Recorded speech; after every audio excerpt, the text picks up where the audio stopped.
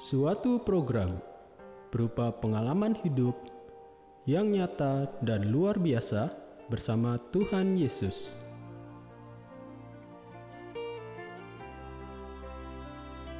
Untuk memberi kekuatan, jawaban, dan jalan keluar bagi mereka yang membutuhkannya.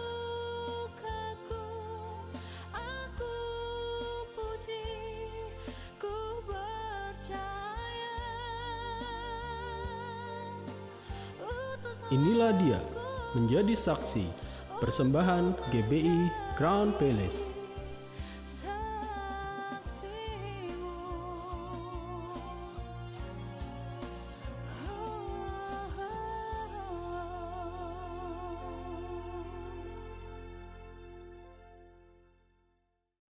Shalom, jemaat yang dikasihi Tuhan, puji Tuhan, senang sekali malam ini kita berjumpa kembali dalam program Menjadi Saksi.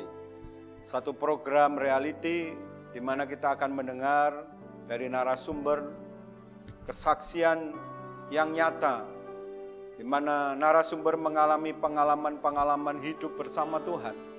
Dan saya percaya kesaksian malam ini akan menjadi kekuatan, penghiburan, bahkan akan menjadi jawaban buat Bapak Ibu Saudara semua yang sedang membutuhkan jawaban dari Tuhan.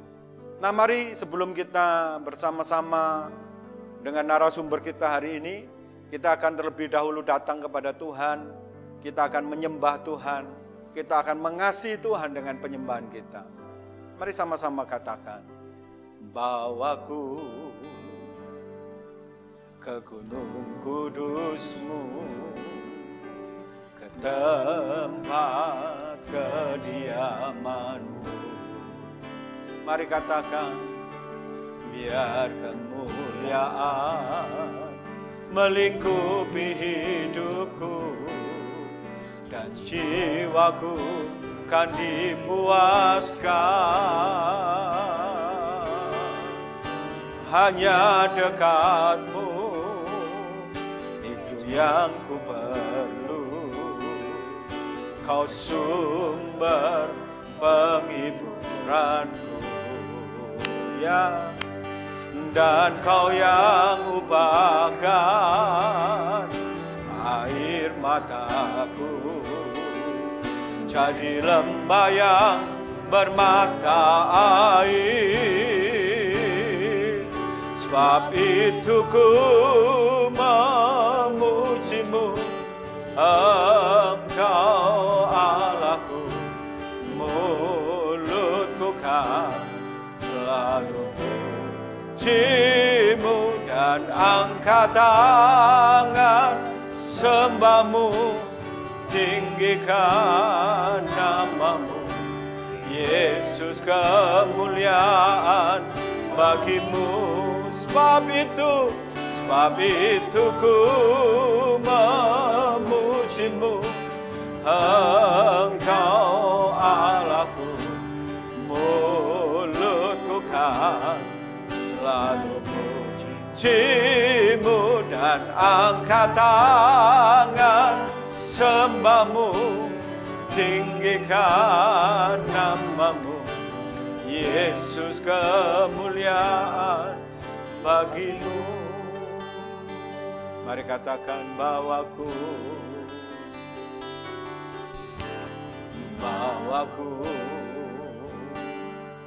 ke gunung kudus-Mu, di tempat kediaman-Mu, ya, biar kemuliaan melingkupi hidupku, dan jiwaku kan dipuaskan. Hanya dekat-Mu, itu yang ku perlu, Kau sumber penghiburanku, ya, dan Kau yang ubahkan air mata-Mu jadi lembah yang bermata air. Mari katakan, sebab itu ku memuji-Mu, Engkau Allahku. Mulutku kan selalu puji-Mu dan angkat tangan sembah-Mu, tinggikan nama-Mu. Yesus, kemuliaan bagi-Mu.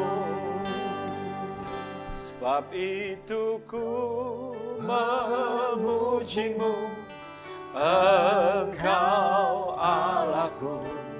Mulutku kan selalu puji-Mu dan angkat tangan sembah-Mu, tinggikan nama-Mu. Yesus, kemuliaan bagi-Mu. Yesus, kemuliaan bagi-Mu. Yesus, kemuliaan bagi-Mu. Mari sembah. Terima kasih kami sembah. Oralah bayaso.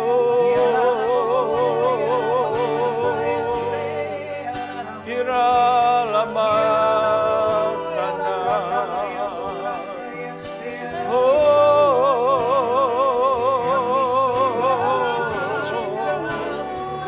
Oralah bayasana.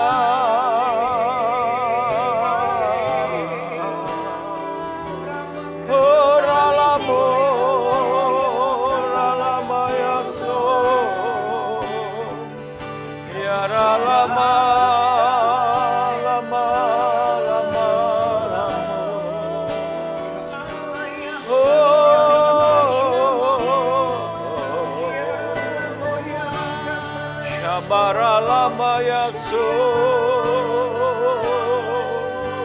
Yaralamaya, Uralamaya,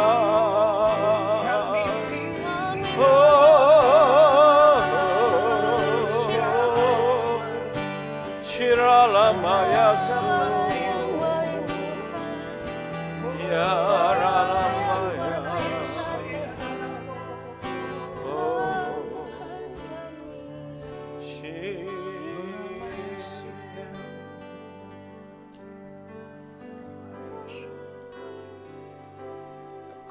Kagum hormat akan Engkau, ku kagum hormat akan Engkau.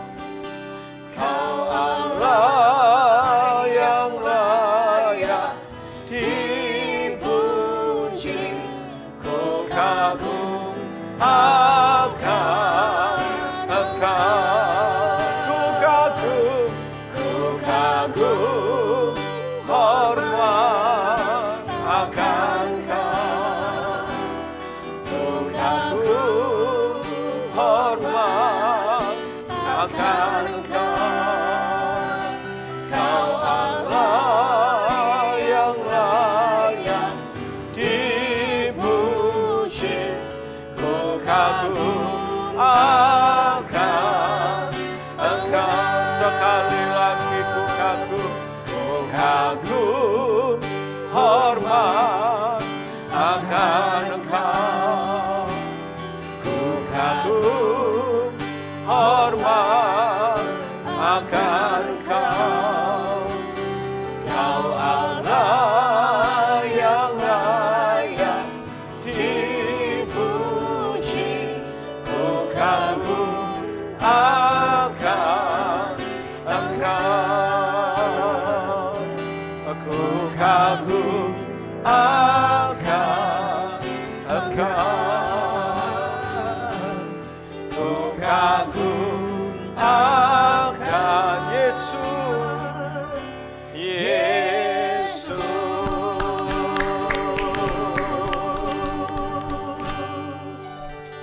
Terima kasih untuk malam ini kami ada bersama-sama dalam program menjadi saksi.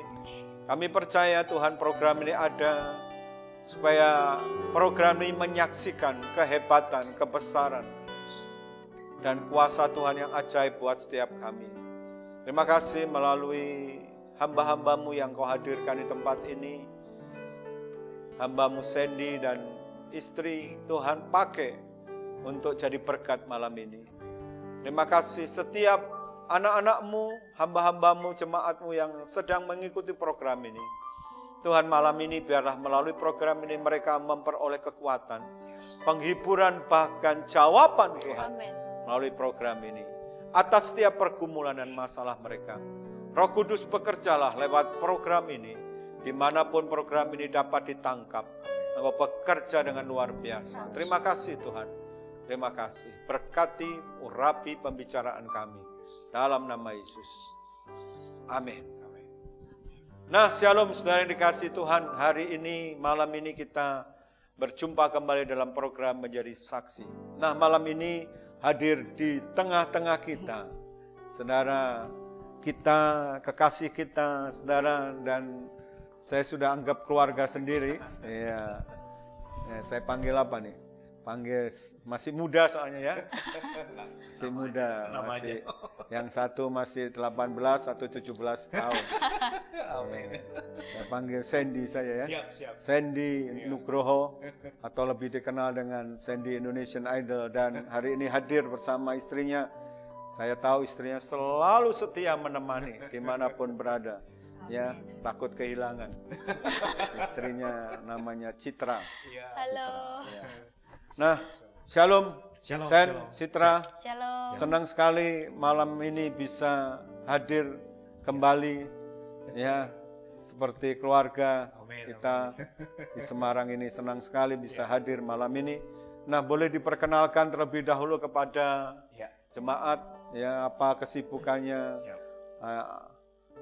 usianya, tinggal di mana sekarang. Siap.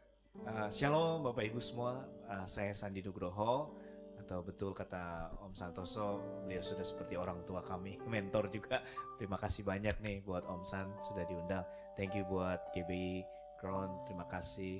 Saya percaya ada sesuatu yang besar yang Tuhan akan Amin. nyatakan bagi gereja ini. Dan saya tinggal di daerah Parung Panjang, di dekat BSD. Saya di masa pandemi ini Tuhan memberikan kreativitas, jadi talenta untuk membuka bengkel motor trail. Jadi saya kerja di bengkel, istri saya. Halo, nama saya Citra. Umur saya 32 tahun. Bukan ini ya, 22 ya. Kelihatannya 17, tapi sesungguhnya udah 32 tahun.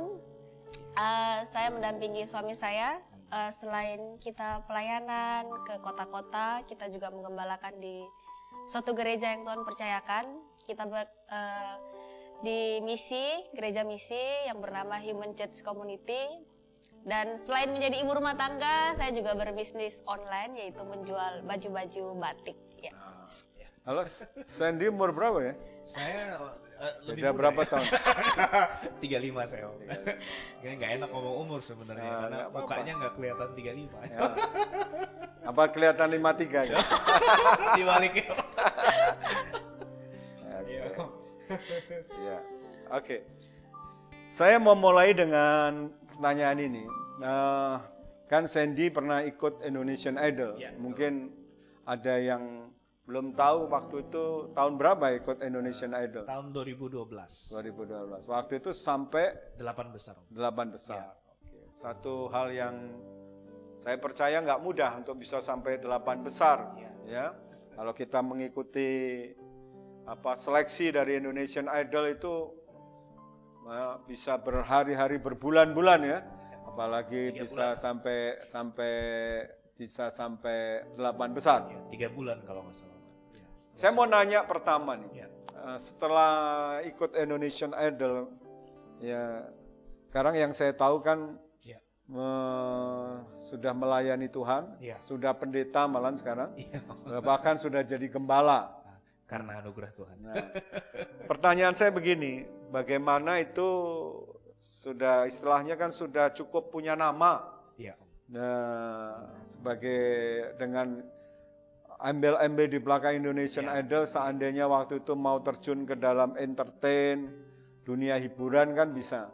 Nah, pertanyaan saya itu, apakah setelah juara ikut Indonesian Idol itu Mas sempat entertain, sempat kerja di dunia hiburan, atau bagaimana pengalamannya terus bisa sampai jadi pendeta, sampai menggembalakan?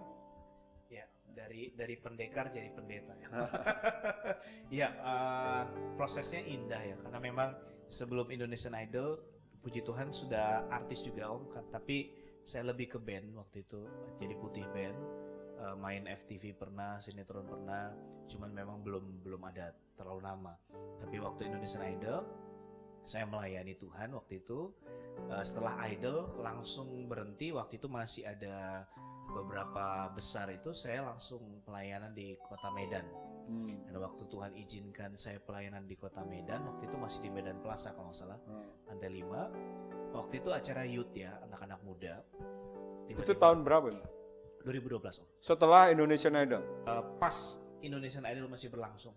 Oh. Jadi pas waktu Indonesian masih berlangsung, kalau nggak salah sekitar 2012. 6 besar, saya keluar. Beberapa hari kemudian saya diajak pelayanan ke Medan Plaza. Kalau nggak salah Pak Roy Mandi waktu itu diajak saya ke sana. Di sana lah justru pertama kali saya melayani Tuhan.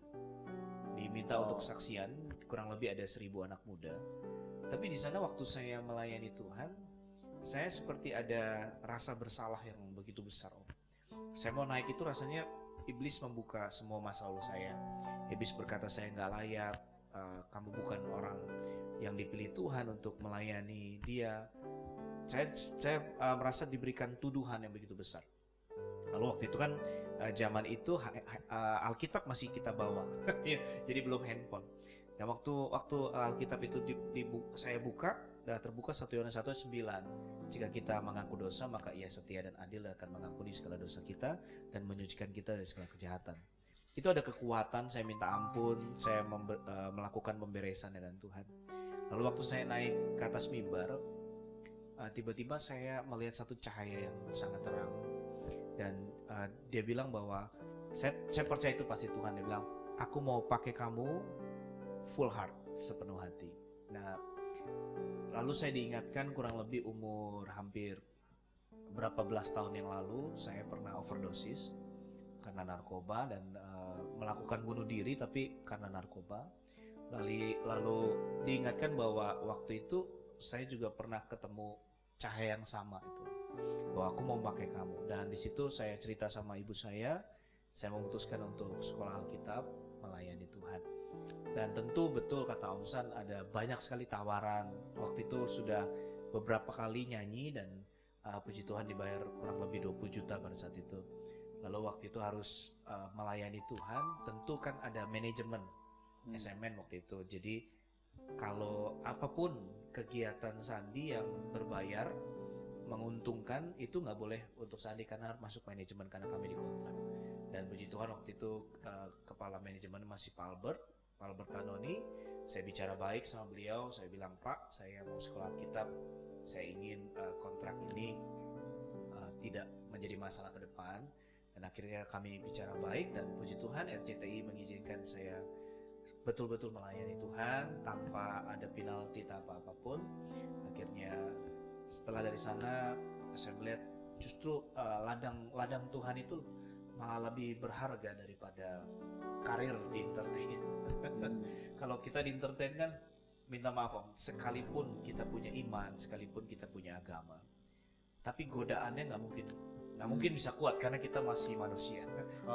Ya itu jadi akhirnya puji Tuhan di puncak karir itu satu keputusan yang nggak mudah buat saya, tetapi saya mengatakan sekalipun tidak harus terkenal seperti artis yang lain, penyanyi-penyanyi yang lain, tapi saya percaya keputusan yang saya ambil untuk ikut Tuhan sepenuh hati itu adalah keputusan yang paling tepat. Jadi momentumnya itu di Medan Plaza itu. Iya. Waktu diajak ke sana, di gereja Medan Plaza itu ya. Iya betul. GBI Medan Plaza, terus di situ ngalami perjumpaan dengan Tuhan. Iya. Terus prosesnya sampai jadi hamba Tuhan itu berapa lama itu? Itu kan 2012 waktu Iya. di Medan Plaza. Iya. 2012 ya? Langsung keputusan Sekolah sekolah Alkitab. Alkitab langsung 2012 juga. 12 juga. Terus sampai menyerahkan diri, terus Iya. mulai melayani sepenuh waktu ya? Iya, sudah Tuhan. dari puji Tuhan, dari idol itu malah saya melihat Terus tahun berapa itu? Dari 2012 juga. Enggak, terus sudah memberi hidupnya untuk melayani. Iya, melayani. Melayani Full, full, dan terus mulai menggembalakan. mau mengembalakan kami 2017. Oh, jadi 5 tahun setelah 5 tahun. Indonesian Idol itu 5 tahun. mulai Iya. menggembalakan. Iya. Gimana ceritanya bisa menggembalakan itu? Pada saat kami itu diundang satu gereja di Batu Tulis di daerah Jakarta, waktu itu GSJ, Assembly of God, dan kami diundang itu untuk keluarga prasejahtera yang memang betul-betul mereka sulit dan mereka susah di Jakarta, sehingga gereja ini datang untuk membantu mereka, dan saya digerakkan hati waktu itu bagaimana melayani yang menguntungkan Tuhan. Karena dalam Matius 25:40 itu prinsip yang Tuhan berikan, apapun yang kau lakukan bagi salah saudaraku yang paling hina, kau melakukan buat aku. Dan di situ saya melihat bahwa ladang untuk misalkan minta maaf keluarga kita yang prasejahtera ini, pemulung yang mereka tidur jalanan, kan mereka hari Minggu itu jarang ada gereja yang open buat mereka. Lalu di situ saya melihat satu hati Tuhan bahwa Tuhan mengasihi mereka. Lalu kami waktu itu mulai di apartemen, jadi ya mungkin orang apartemen kaget tuh, tiba-tiba ada pemulung taruh gerobaknya di depan apartemen, lalu mereka pergi ke gereja, jadi shock juga kan, shock juga untuk orang-orang apartemen. Tapi di sana saya bersyukur, sekalipun orang-orang apartemen ini tidak semua anak Tuhan, tapi mereka melihat pergerakan ini dan mereka welcome sampai hari ini. Dan dari sanalah Tuhan kirimkan orang-orang sehati, sevisi, dan juga satu panggilan ini untuk melayani. Dan saya bersyukur Tuhan tidak pernah mempermalukan anak-anaknya. Dia selalu memelihara dengan dahsyat. Nah, saudara, kita mendengar bagaimana saudara kita Sandy memulai pelayanan. Ada satu perasaan yang tertuduh waktu itu karena masa lalu yang tidak baik, yang selalu iblis selalu ingatkan, dan itu selalu menjadi tuduhan. Tapi puji Tuhan, seperti Alkitab katakan, kasih Tuhan itu begitu besar kepada kita. Ya, jika kita mengaku dosa kita, Ia setia dan adil. Bahkan saudara lihat, begitu dia menyerahkan hidupnya pada Tuhan, Tuhan pakai dia dengan luar biasa. Tuhan, dia mungkin tidak pernah kepikir ya. Ya. Mungkin kalau ditanya waktu kecil cita-citanya jadi apa Sandy gitu, bintang film gitu ya mungkin ya. Tapi Tuhan ternyata pakai pungut dia, ya ambil dia dari kehidupan yang lama. Amen. Untuk melayani orang-orang yang menderita, orang-orang yang susah, menggembalakan mereka. Saya percaya juga dengan saudara. Amen. Ya, hari ini sebesar apapun dosamu, kalau engkau mau datang sama Tuhan, mengaku dosamu, maka Dia setia dan adil. Dia akan mengampuni segala dosamu dan menyucikan kau dari segala kejahatan. Bahkan Dia akan pakai hidupmu untuk jadi berkat buat banyak orang. Yang setuju katakan amin. Yes, amen. Katakan sama-sama, betapa besar kasih pengampunanmu Tuhan. Tak kau pandang hina hati yang hancur.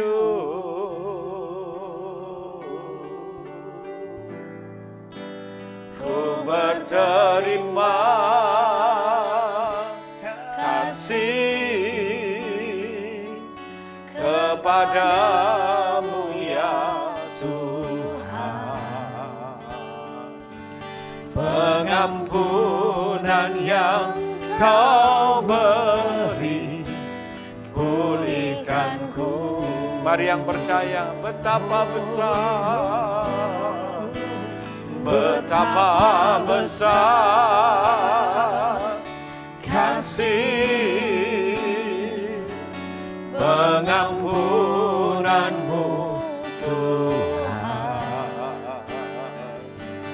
Tak kau pandang hina hati yang hancur.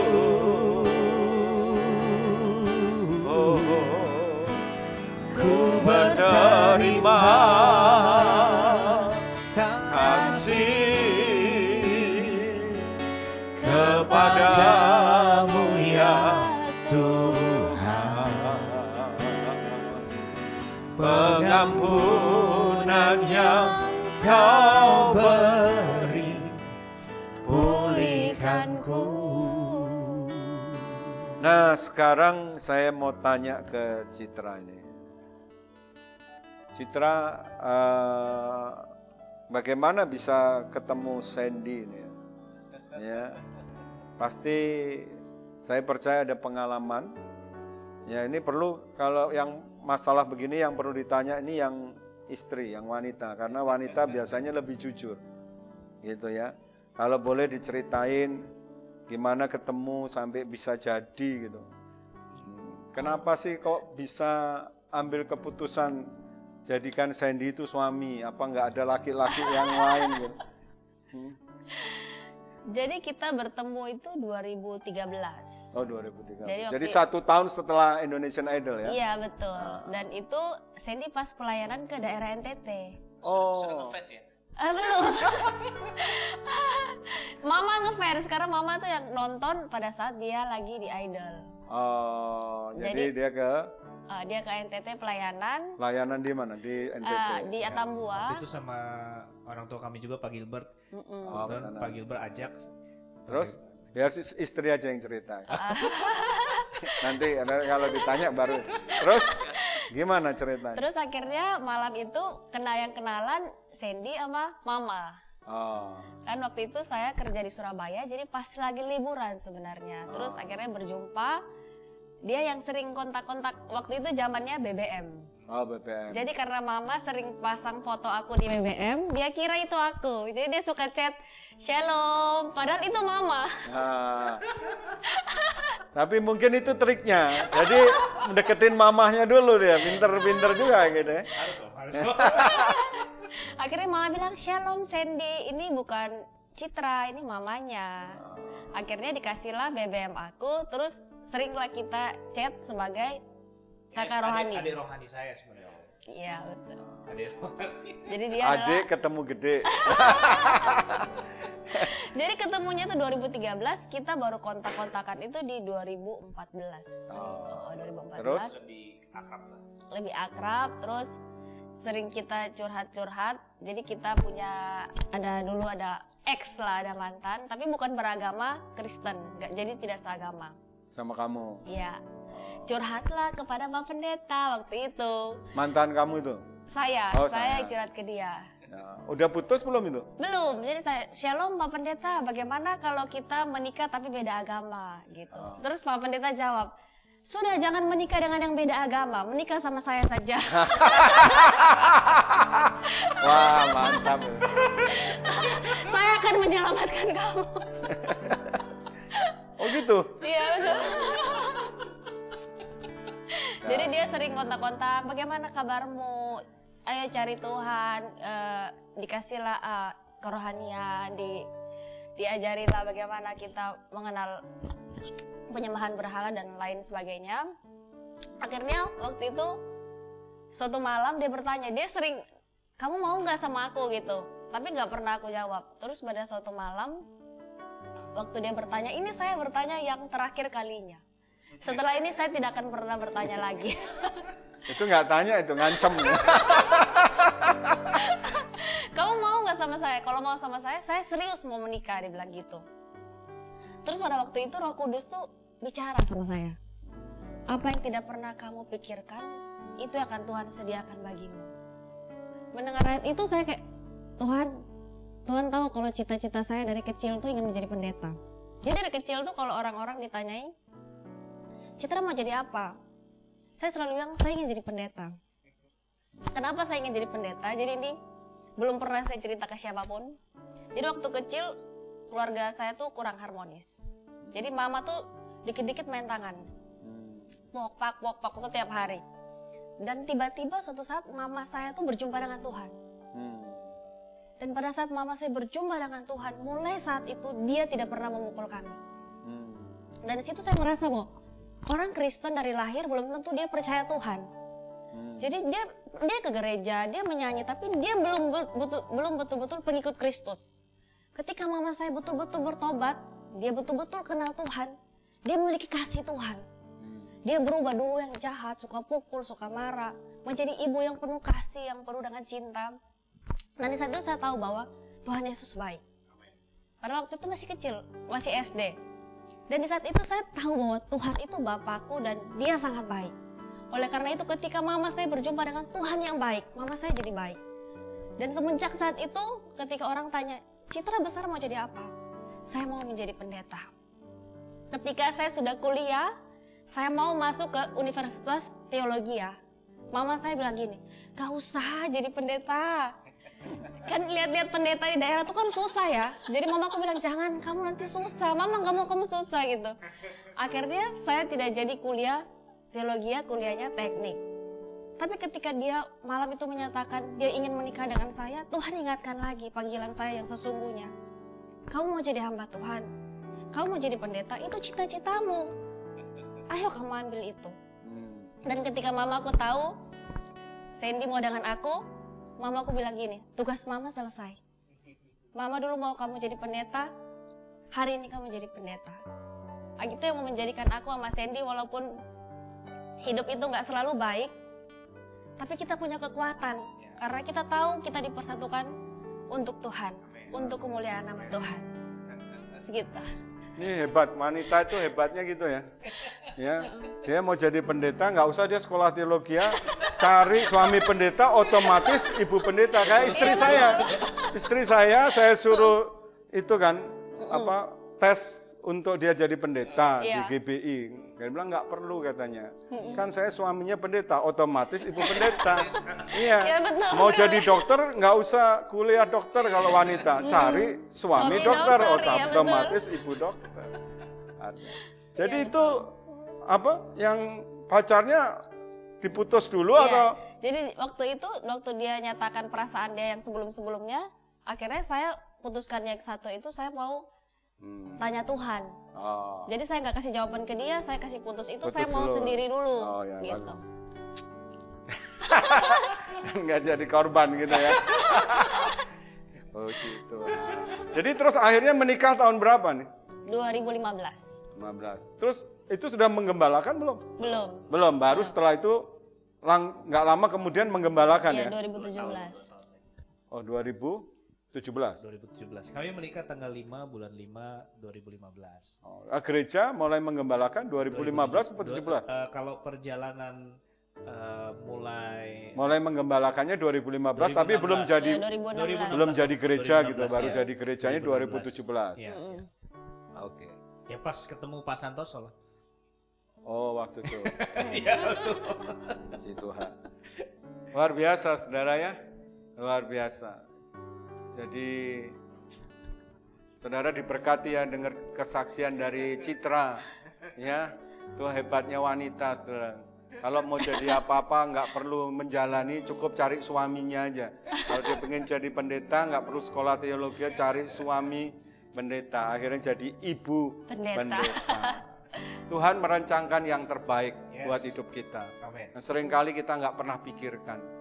Mungkin kita sudah lama mendoakan kerinduan itu dan kita sudah lupa akan keinginan itu.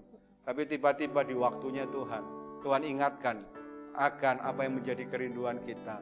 Dan Tuhan jawab seperti yang nggak pernah kita pikirkan. Apa yang Tuhan kerjakan selalu yang terbaik buat hidup kita. Katakan. Semua baik, apa yang telah kau perbuat di dalam hidupku,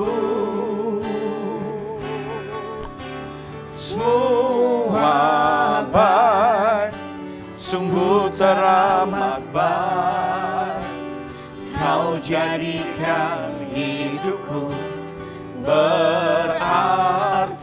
Semua baik, Semua baik, semua baik. Apa yang telah kau perbuat di dalam hidupku,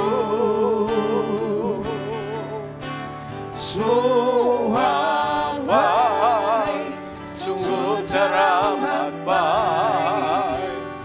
kau jadikan hidupku berarti. Nah, Sandy sama Citra sekarang berapa lama sudah menikah? Ini tahun ke-6 ya? 6. Nah, kalau boleh tanya, sudah punya momongan? Sebentar lagi ya? Sebentar. Sebentar lagi. Sun. Diimani ya? Iya, tapi anak rohani banyak. Anak rohani. Kenapa memang nggak mau punya momongan atau sengaja menunda momongan? Kalau menunda nggak mungkin Om. Kami berdua rindu sekali. Cuman memang Tuhan belum kasih juga. Waktu itu kami belum punya rumah juga kan, belum ada tempat tinggal. Jadi saya justru melihat bahwa Tuhan bekerja dahsyat di masa pandemi ini. Jadi akhirnya apa yang menjadi kerinduan saya dan istri, saya percaya di tengah pandemi ini Tuhan akan nyatakan. Udah hamil? Sebentar lagi. Sebentar lagi Om. Pulang dari sini mungkin. Mungkin juga perlu dibagi ya. Saya percaya ada yang mendengar mengikuti program ini yang juga mungkin mengalami masalah yang sama. Saya pun seringkali juga Tuhan pakai untuk mendoakan pasangan-pasangan yang lama menantikan momongan nggak dapat momongan. Mungkin juga ada yang sedang mengalami yang sama, sudah menikah tapi belum diberi momongan juga, gitu. Nah, gimana rasanya menghadapi itu? Apakah ada tekanan? Saya pernah ngalami gini, mungkin nggak sampai 6 tahun ya. Saya baru 2 tahun dikasih anak, setelah menikah tuh baru 2 tahun, nggak langsung punya anak. Gitu. Itu sudah apa ya? Sudah rame gitu di keluarga gitu, udah rame. Orang tua itu tiap hari nanyain melulu aja.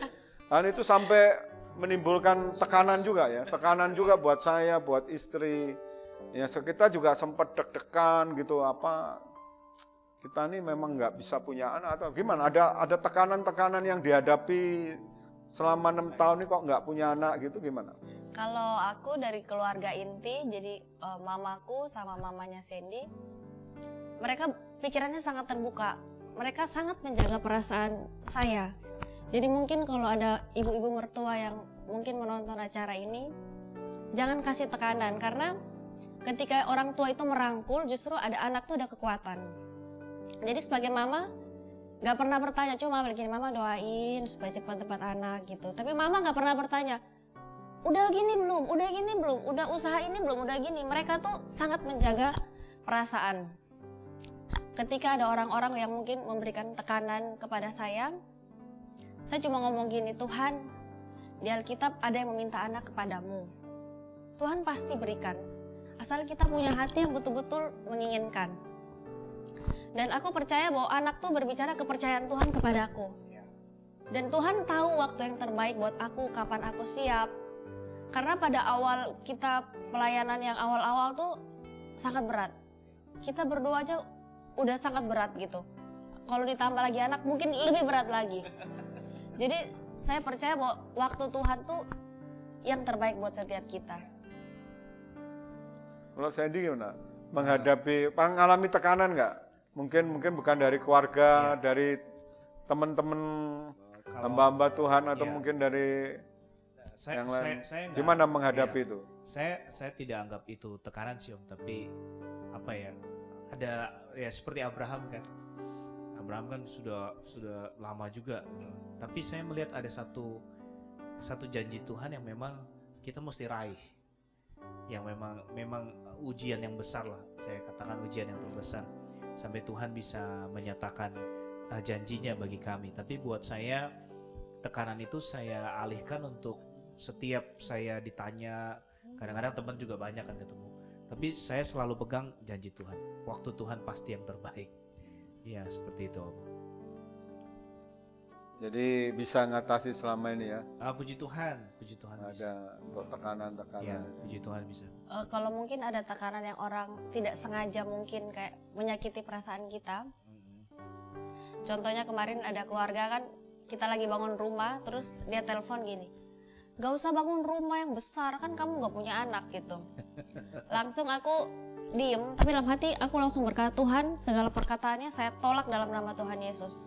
Kalau ada orang yang berkata kutuk kepada saya langsung tolak di dalam nama Tuhan Yesus. Dan saya percaya bahwa bukan rancangan manusia, tapi rancangan Tuhan yang akan tergenapi dalam kehidupan kita. Jadi kalau untuk ibu-ibu jangan terintimidasi. Karena perkataan manusia tuh bukan buat kita tuh bukan apa. Perkataan Tuhan itu yang luar biasa buat setiap kita. Jadi kalau ada kata-kata yang menyakiti, Tuhan balut luka hatiku Tuhan. Tuhan sembuhkan hatiku Tuhan. Kalau mertuaku salah berkata-kata, saya ampuni mereka Tuhan. Saya nggak mau itu menjadi sesuatu momok di dalam hati saya, sehingga mencegah berkat Tuhan tuh nggak masuk. Tapi ketika ada perkataan yang menyakiti saya langsung Tuhan, saya ampuni dia. Dan segala perkataanku untuk saya tolak dalam nama Tuhan Yesus.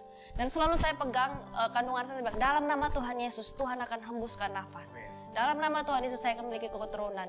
Jadi ketika ada hal-hal yang buruk terjadi, saya beriman. Saya berbalik, kutuk itu Tuhan akan jadikan berkat. Kutuk itu Tuhan akan jadikan berkat. Sehingga saya percaya bahwa soon Tuhan akan kasih gitu. Nah selama 6 tahun ini kan tentunya kan pasti berjuang karena rindu kan, dua-duanya rindu punya anak. Ya kan, ini 6 tahun, waktu 6 tahun ini. Kira-kira sempat meragukan Tuhan nggak? Oh, enggak pernah. Nggak ragu. Walaupun sekarang udah 32, 35, tetap yakin bahwa Tuhan akan kasih gitu pada waktunya. Karena justru pas waktu kami pelayanan itu ada kemarin di Bangka, tempat Pak Yorawing itu, keluarganya dia, ibu-ibu baru melahirkan umur 40 lebih, 43 kalau nggak salah.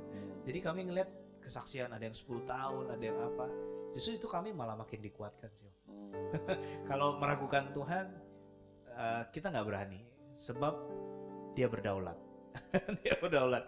Dan hidup kami juga kedaulatan Tuhan. Jadi yang kami pegang cuma satu. Bukan hari ini, kondisi ini yang kami lihat Om, tapi ada sesuatu yang besar yang Tuhan akan nyatakan di hari depan. Nah saudara lihat ya, harus tetap pegang janji Tuhan. Amin. Ya, luar biasa. Jadi sampai hari ini tidak meragukan, walaupun sudah 6 tahun berusaha. Never. Dan percaya bahwa Tuhan pasti kasih. Pasti. Karena dari kecil saya ditanamkan hati saya bahwa saya punya Bapa yang baik. Kalau saya minta roti, Tuhan gak mungkin kasih batu. Amin. Ya. Gitu. Tuhan. Nah saya mau nanya lagi nih berdua tentang keluarga. Sekarang kan tadi di 6 tahun ya menikah ya. Usianya 6 pernikahan masih cukup muda. Berarti menikah umur berapa ya? 26, 29. Oh ya udah matang 26, 29. Nah selama 6 tahun tentu sempat pacaran nggak ya? Pacarannya di pernikahan malah. Jadi cuma WA-WAan terus nikah gitu? Iya, soalnya 8 bulan. 8 bulan lah. Tapi jarang ketemu? Iya. Jadi pas jadian itu saya nggak minta jadi pacar, saya maunya nikah gitu. Oh, maunya nikah. Pacaran 6 bulan tunangan, 2 bulannya lagi menikah. Tapi jarang kayak orang pacaran tuh ngapel tiap minggu, kan? Karena jauh ya. Telepon. Jadi telepon, percaya gitu ya. Nah, tentu istilahnya kalau kita nih mengenal pacaran itu kan masa pengenalan. Jadi kira-kira masa pengenalannya agak kurang gitu ya. Nah, saya mau tanya waktu menikah itu mungkin Citra dulu kaget nggak melihat ini hamba Tuhan? Oh ternyata seperti ini. Iya Bapak Ibu yang di rumah. Karena kurang pengenalan kaget. Kaget. Terus gimana? Awal-awal pernikahan ada terjadi konflik, banyak konflik? Konflik pasti ada, karena dia nih pribadi yang, kalau aku bilang kenapa Tuhan pakai dia sangat cinta Tuhan. Jadi dia tuh nomor 1 kan selalu Tuhan gitu. Jadi pada suatu ketika, saya kan orangnya hobi belanja, zaman dulu sebelum bertobat tuh hobinya hobi belanja. Ibu-ibu. Jadi ketika sudah menikah, ketika saya ingin membelanjakan sesuatu, dia selalu berkata gini, bisa jadi berkat loh uang ini untuk orang. Jadi kalau misalnya aku beli barang 300.000, dia gini, 300.000 sudah jadi 30 bungkus nasi padang. Jadi dia selalu mengkonversasikan apa yang kita ingin keluarkan. Suatu ketika saya nangis sama Tuhan malam-malam. Tuhan, saya senang punya suami yang cinta Tuhan, tapi dia hanya cinta Tuhan, dia nggak cinta sama saya. Terus saya nangis sama Tuhan, Tuhan, saya ini pengen ini, semua nggak boleh Tuhan, gitu kan. Bukan nggak boleh, memang belum waktunya. Iya, belum waktunya. Setelah itu, tidak lama kemudian Tuhan tuh menjawab doa saya, Bapak Ibu. Hal yang tidak pernah saya, benar-benar tidak pernah saya pikirkan. Jadi kita pelayanan waktu itu ke Batam, ada seorang pendeta memberikan dia amplop. Terus waktu dikasih, Sandy ini amplop. Gak usah Om, jangan repot-repot Om, gitu kan. Om bilang gini, ini bukan buat kamu Sandy, ini buat istrimu dari Tuhan Yesus. Padahal hamba Tuhan ini kita belum pernah kenal sebelumnya. Jadi di situ ditulis bahwa untuk membahagiakan istrimu. Jadi ketika kita berdoa, walaupun suami kita nggak dengar, orang-orang yang kita sayangi nggak dengar, tapi Tuhan tuh dengar. Ketika kita berseru, kita menangis, mungkin manusia nggak peduli, tapi Tuhan tuh peduli. Dan ketika itu Tuhan jawab doa saya, Tuhan memberikan saya amplop. Saya kayak, amplop apa ini ya? Ada tulisannya untuk membahagiakan istri tercinta gitu. Waktu melihat istri tercinta aja saya langsung nangis. Bahwa ini seruan doaku Tuhan, saya ingin diperhatikan gitu. Akhirnya isi amplop itu Tuhan kasih $500. Dan dengan itu saya beriman. Ketika saya terima ini, Tuhan, saya mau ke Israel, saya mau ke rumahmu Tuhan dengan uang ini. Dan 2 tahun berlalu, Tuhan betul-betul bawa saya ke Israel dengan uang itu. Tuhan bahkan bisa lipat kali gandakan gitu loh. Sampai ada bonus yang kita bisa jalan-jalan di Israel, kan Israel mahal ya, semua pakai dolar. Dan ketika itu saya tahu bahwa, semenjak saat itu saya tahu bahwa Tuhan itu hidup. Tuhan itu mendengar semua suara, bahkan hal-hal terkecil kita. Tuhan tuh perhatikan. Jadi semenjak saat itu saya tahu bahwa Tuhan, kalau ada apapun yang terjadi dalam kehidupan saya, bukan karena Tuhan nggak baik, mungkin karena saya yang nggak baik. Jadi ketika waktu itu ada saya sakit, saya nangis sama Tuhan. Tuhan, bukan Engkau yang salah, tapi mungkin saya yang salah. Mungkin saya nggak jaga makan saya, mungkin saya nggak olahraga, mungkin itu. Dan semenjak saat itu saya tahu bahwa Tuhan tuh selalu baik. Apapun yang terjadi, walaupun keadaan sedang tidak baik, tapi Tuhan selalu baik. Amen. Sehingga ada satu ayat Alkitab yang saya dan suami sering baca, bersukacitalah karena Tuhan, maka Tuhan akan memberikan apa yang menjadi kerinduan hatimu. Gitu. Jadi sekarang simpulannya nggak nyesel ya jadi istri pendeta ya? Nggak nyesel. Bahagia. Walaupun banyak menderitanya. Kalau Sandy gimana dalam hal ini? Kan, waktu mau mulai masuk ya, pernikahan ini proses. Different culture ya, karena saya biasa di Jawa kan ya. Terus istri NTT kan beda budaya. Tapi puji Tuhan kami kaget sih enggak, karena istri saya dia juga mencintai Tuhan. Jadi akhirnya bertengkar tuh pasti ada ke awal pernikahan. Cuman waktu kami mulai pulih itu waktu saya ajak dia worship. Jadi waktu mungkin dia marah nih Om, dia apa, tapi saya bawa gitar, saya duduk sampingnya. Jadi waktu dia mulai ikut menyembah Tuhan, ya itu sudah dipulihkan. Kayak sinetron ya. Jadi kalau berantem, bawa gitar, cuma kalau sinetron lagunya lagu dunia, ini lagu rohani gitu. Karena memang kondisi awal pelayanan kami menikah kan memang habis-habisan kalau memang habis-habisan. Terus biasanya kalau istri konfliknya soal kurang perhatian tadi. Ya. Kalau kamu konfliknya soal budaya. Bukan sih, jadi kan kan dalam pernikahan tuh ternyata perawatan istri kan mahal Om ya. Terus ini segala macam ya. Nah, akhirnya di situ kan kita baru mau mulai, karena kan waktu itu puji Tuhan kami boros soalnya Om. Jadi waktu itu pacarannya Citra itu, pacaran sama dia tuh mahal karena dia di Atambua, terus kami ketemu di Bali, terus dia pacarannya nggak mau sendiri tuh. Jadi dia ajak oma-opanya, ajak mamanya. Jadi traktir banyak orang. Habis itu kita konseling pranikahnya di Singapura. Jadi banyak habis-habisan, jadi habis semua tabungan. Terus sama dia juga akhirnya kami mulai merintis dari nol. Akhirnya ya awal pernikahan sih masalah biasa karena uang sih, tapi karena puji Tuhan semua tuh teratasi waktu kami. Jadi misalkan dia ada marah, tapi saya nggak suka kalau diam-diaman Om. Jadi kalau dia ada sesuatu tuh saya langsung harus selesaikan. Jadi di situ saya pokoknya senjata saya hanya Tuhan, main gitar, dan dia hebatnya kalau saya nyembah Tuhan tuh walaupun marah dia ikutan gitu. Jadi akhirnya kita pulih habis itu, udah pulih peluk-pelukan selesai. Luar biasa, benar-benar. Mungkin perbedaan culture tuh kalau kita orang NTT, anak cewek tuh nggak boleh liburan berdua dengan cowok. Iya. Kalau mungkin di kota besar saya kan. juga nggak ngajak berdua, cuman memang omanya dia sama mamanya dia tuh nggak pernah ngelepas dia sendirian. Jadi akhirnya pacaran itu selalu dengan oma-opanya. Jadi beramai-ramai supaya tidak terjadi hal-hal yang tidak diinginkan. Iya, terus di situ pemborosan besar terjadi.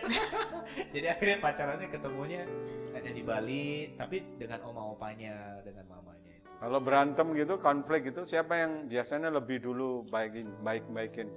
Oh saya. Saya soalnya ini Oma, saya nggak bisa mendam sesuatu. Jadi saya lebih baik kita bicara, saya yang peluk, saya apa. Pokoknya bukan berarti bilang kalah sama istri, enggak, tapi saya nggak mau ada berkat Tuhan yang nanti tertutup dalam hidup kami. Kan kalau nanti doa kalau masalah dengan istri doanya terhalang Om, jadi saya nggak mau. Jadi saya harus apapun itu nggak usah tunggu besok, langsung malam ini saat ini diselesaikan. Kita melihat pernikahan pasangan muda ini luar biasa. Saya nggak nyangka juga ya, mirip sinetron. Semua diselesaikan dengan pujian, dengan doa dan pujian. Puji Tuhan. Saya percaya semua baik. Ya, kalau kita konflik, kita ngalah bukan berarti kalah. Ya, karena kita mengikuti teladan Kristus. Belajar untuk rendah hati, lemah lembut.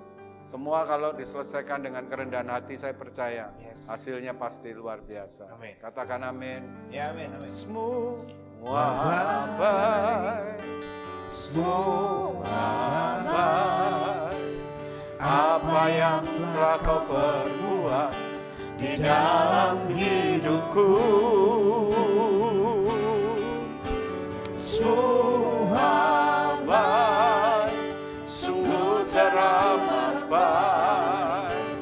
Kau jadikan hidupku berarti semua baik, semua baik, semua baik.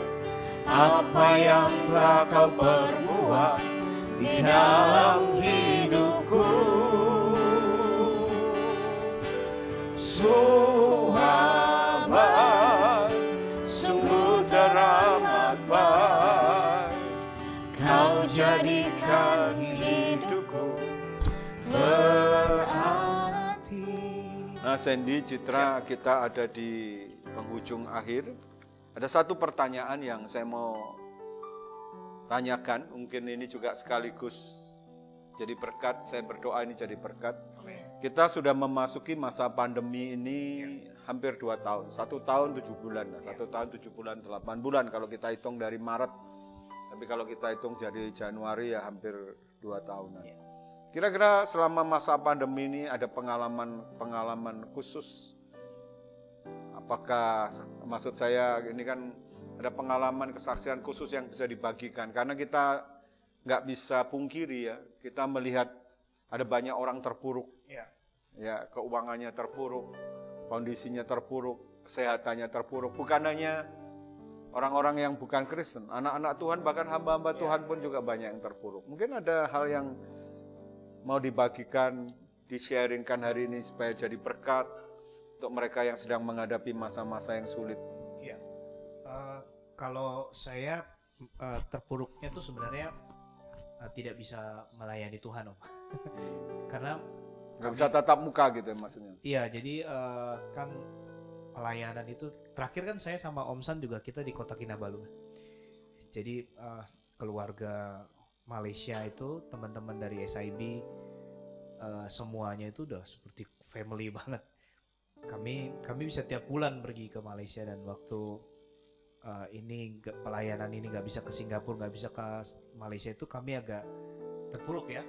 Terpuruk karena memang kita udah dekat banget sama mereka, terus nggak bisa pelayanan. Tapi satu hal yang luar biasa, ternyata buat keluarga kita yang mungkin Bapak Ibu yang sedang terpuruk, sebenarnya Tuhan memberikan media sih, seperti Zoom, seperti apapun itu, untuk kita bisa membangun hubungan dengan mereka sekalipun jauh.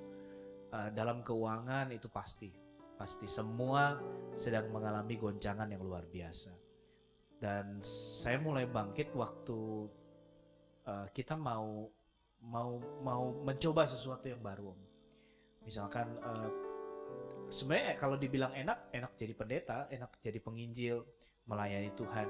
Tapi waktu harus membuka bengkel itu nggak mudah. Lalu beberapa waktu yang lalu diperhadapkan dengan masalah hukum atau apa, dan rasanya itu mau nyerah untuk semua. Tapi saya melihat ini diizinkan Tuhan untuk menguatkan iman kita, kepercayaan kita. Nah, buat Bapak Ibu di kondisi pandemi ini memang nggak mudah. Tetapi saya mau katakan, kita harus merendahkan diri di bawah kaki Tuhan. Tanda di mana hanya Tuhan yang bisa menolong kita. Kita nggak tahu pandemi ini kapan bisa selesai, tapi banyak rendahkan diri di bawah kaki Tuhan. Lalu banyak minta ampun sama Tuhan. Lalu yang ketiga, banyak minta belas kasihan. Minta kesempatan kedua. Kadang-kadang saya melihat Daud itu kan jujur, Om. Daud itu dia buka semuanya. Dia bilang, aku dalam kondisi udah mau mati. Daud kan. Kadang-kadang kita datang sama Tuhan itu gak jujur. Kita mungkin menjerit atau apa. Ya mungkin kalau kita curhat, misalkan saya sama pasangan deket, kalau ada masalah tuh pasti saya gak usah telepon pasan telepon saya. Pasti, Om lagi ngalamin ini, tolong doain. Nah, kadang-kadang kita bisa jujur sama orang lain, tapi kita gak jujur sama Tuhan. Dan di kondisi pandemi ini, Tuhan izinkan untuk sebenarnya Tuhan itu pingin kita membangun hubungan dengan Dia. Waktu saya kena masalah beberapa waktu yang lalu, ya buat saya sih, buat orang lain gak masalah, tapi buat saya punya tanggung jawab. Sebab itu motor orang, tapi saya dan istri, kami jadi lebih dekat sama Tuhan. Lalu juga akhirnya dari masalah ini, yang tadinya mungkin Om ya kepikiran bahwa udah kerja aja deh, udah enak nih karena udah nggak usah melayani dulu, melintis kerja. Tapi dari masalah ini kadang-kadang jalan kita tertutup, sepertinya tertutup. Tapi kadang-kadang Tuhan ingin menguatkan satu sisi yang sepertinya ladang pelayanan atau apa yang kadang-kadang sudah tertutupi dengan pekerjaan, ini malah dibangkitkan lagi sama Tuhan. Jalanmu tuh bukan kerja atau misalkan bukan nggak boleh kerja, bukan, tapi harusnya kamu ingat dulu loh, kamu melayani luar biasa. Saya sama istri itu minta maaf, kami ini kalau udah melayani Tuhan, kami tinggalkan rumah itu bisa 4 bulan. Karena kan kami puji Tuhan ada apartemen, jadi 4 bulan tuh kami nggak pulang, Om. Jadi kami misalkan ke Manado ya, ke Manado, ke Kalimantan, terus di Malaysia, Singapura, kita tuh hampir nggak pernah pulang. Paling akhirnya karena nggak pulang, baju tuh cuci, pulang ke rumah itu minta maaf karena tempat kami itu memang tertutup rapat. Pulang ke rumah tuh rumah sampai jamuran tuh. Dan di situ di masa pandemi terus kemarin itu saya masuk dalam zona nyaman, dan Tuhan, saya bersyukur Tuhan pakai satu orang untuk mengubahkan kami dari masalah ini, dan akhirnya api penginjilan, api melayani Tuhan. Karena di masa pandemi ini kan minta maaf, ini kita bukan sakit secara jasmani, mental, tapi sakit secara mental. Kita ini hamba Tuhan bisa sakit jiwa karena rutinitas yang dari pelayanan yang begitu padat tiba-tiba hilang total. Terus kita hanya, bener sih ini waktunya sahabat dengan Tuhan tuh betul, waktunya intim dengan Tuhan betul. Tapi justru saya dibangkitkan tuh waktu ketemu Pak San. Ya nggak bisa sembunyi selama-lamanya, harus bangkit juga, harus buka ibadah. Kami juga belum onsite, baru awal Oktober onsite. Tapi saya ngeliat Pak San itu semangat sekali, dan itu yang itu juga menguatkan kami. Thank you buat Pak San dan semua tim yang undang saya dan istri. ini sebenarnya bangkitin kami untuk melayani. Justru banyak orang bilang, udah mulai sekarang buka gereja online aja terus, gak usah onsite. Karena saya bilang, waktu saya ketemu Pak San, justru ini tantangan buat kami hamba Tuhan. Kita harus berani, dan di sini akhirnya kami punya membangun satu planning, rencana ke depan untuk dalam pelayanan penginjilan, walaupun masih lewat Zoom Om, tapi kondisi uang itu pasti kita terganggu, tapi jangan khawatir ya masalah uang, sebab Tuhan kita lebih besar daripada keperluan kita. Dan saya mau katakan buat Bapak Ibu, pandemi ini adalah cara Tuhan yang indah untuk membuat kita menjadi orang yang makin berkreatif. Ya. Memang betul. Jadi dua-duanya kita harus siapkan, baik onsite, online. Ya. Nah, online ini juga yang Tuhan bukakan. Dan ini sarana yang Tuhan bukakan untuk kita bisa menguasai dunia. Ya. Nah, ya, menguasai dunia. Dua-duanya kita kerjakan dengan baik. Ya. Nah, saudara, sebelum kita mengakhiri program kita akan minta Sandy untuk naikkan satu pujian sebelum mengakhiri. Silakan, Sandy. Lagu ini saya tulis karena kerinduan kami untuk melayani Tuhan, dan kita kadang-kadang melihat orang lain melayani Tuhan, Bapak Ibu. Tapi sebetulnya Tuhan itu, iya dia mau memakai orang lain, tapi dia juga ingin memakai Bapak Ibu. Jadilah berkat buat siapapun, sebab jiwa-jiwa itu adalah miliknya Tuhan. Ini aku, utuslah aku. Lihat jiwa yang terhilang, mereka ada di sekitar kita. Tuhan mau kita belajar peka. Hidup bukan untuk diri sendiri. Renungkan firman-Nya, alami kuasa-Nya. Hidup ini kesempatan, ini aku, utuslah aku Tuhan, untuk menjadi berkat-Mu dan menjadi jawaban. Ini aku, pakailah aku Tuhan. Selagi ku masih hidup, ku mau selalu untuk jadi berkat. Oh, oh. Ini aku, utuslah aku Tuhan, untuk menjadi berkat-Mu dan menjadi jawaban. Ini aku, pakailah aku Tuhan. Selagi ku masih hidup, selagi ku masih hidup, selagi ku masih hidup, ku mau selalu untuk jadi berkat.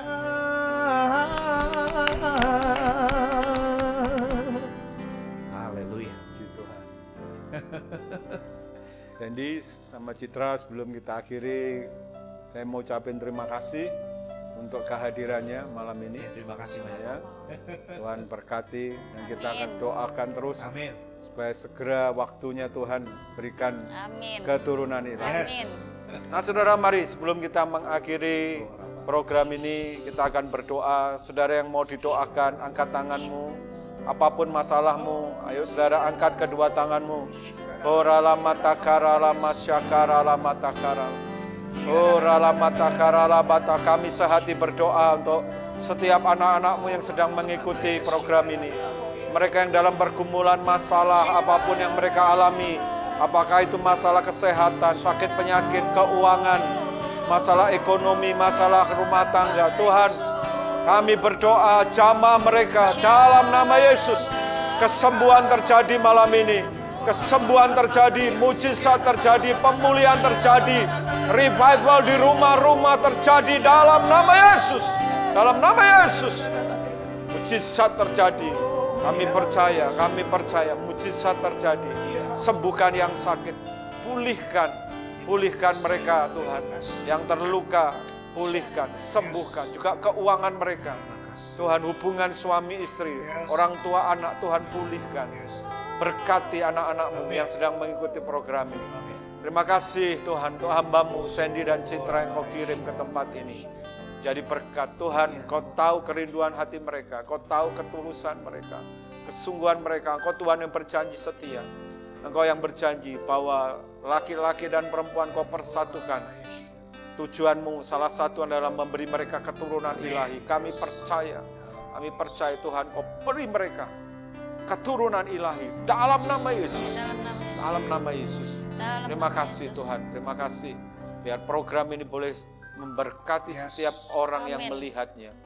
Tuhan, pakai program ini untuk memberi jawaban buat mereka yang membutuhkannya. Terima kasih Tuhan, terima kasih. Terima kasih. Kami mengakhiri program ini di dalam nama Tuhan Yesus. Mari sama-sama katakan amin. Akhir kata, saya Pendeta Santosa Irawan bersama dengan Sandy dan Citra undur diri dari Bapak Ibu Saudara semua.